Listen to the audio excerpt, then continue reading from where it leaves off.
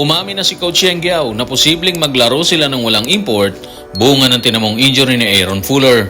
Ibinahagi naman ni Justin Brownlee ang tiwalang ibinibigay ng kupunan dahilan numano para magawa niya mga biradang katulad ng ginawa niya sa Game 2. Sa pananalasa ni Justin, nagbigay din si Coach Tim Cone ng kanyang pahayag at si Allen Durham tila may banta sa grupo ng Barangay Ginebra sa muli nilang paghaharap sa Game 3. Tutukan po natin ang lahat ng yan, pero bago yan, paki-subscribe, like and share na lang muna para pareho tayong updated. Kinumpirma ni Coach Yengyao na nasa venue si Aaron Fuller pero hindi umano ito nag-practice para sa bakbakang Rain or Shine at Magnolia. Tanong, ano ang totoong estado ni Aaron? Kakayanin ba niya maglaro matapos ang insidente kasama si Ian Sanggalang? Tutukan natin si Coach Yengyao sa report ni Jerry Ramos sa Spin. Hindi kinailangan tahiin pero malabo yung vision niya at apektado yung balanse niya.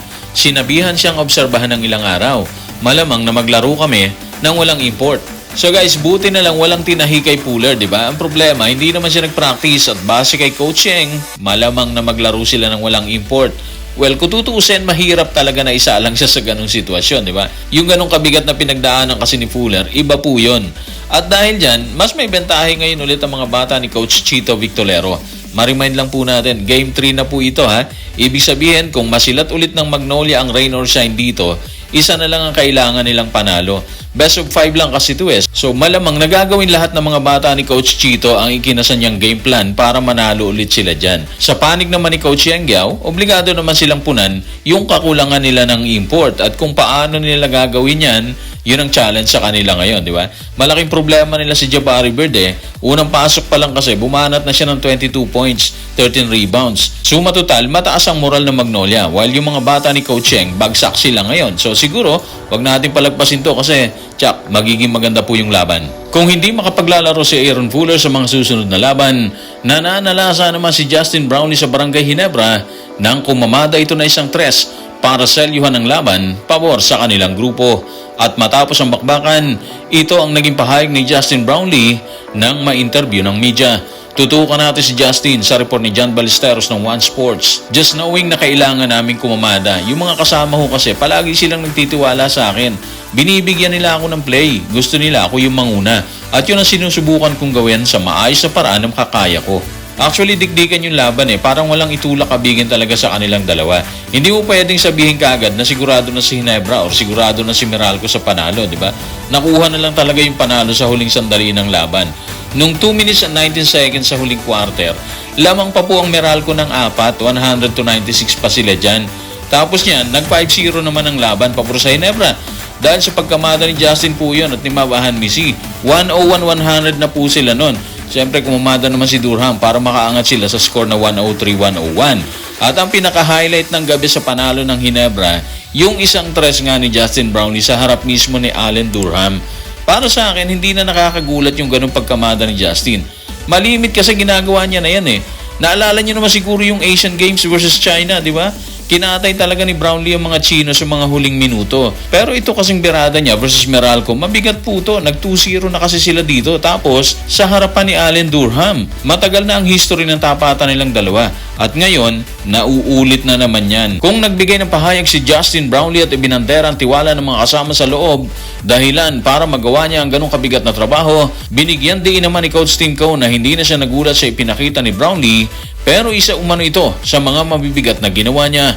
Narito ang kanyang pahayag. Tutukan natin si Coach Tim sa report ni John Ballesteros ng One Sports. Gabi ngayon ni Justin, nakakamangha. Marami na tayong nakitang laro ni Justin na nanalo sa laban. At isa ito sa mga yon.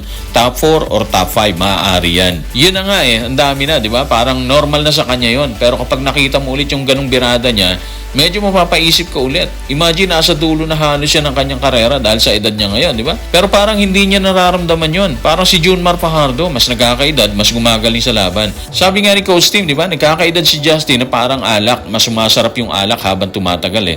Anyway, kagabi sa laban, nagtala si Justin ng 39 points, 7 rebounds, 5 assists at 3 blocks po yan. Grabe, all around ang kanyang inilabas na performance. Pero hindi naman niya kinayang mag-isa yan, syempre, di ba? Andyan ang buong grupo ng Ginebra.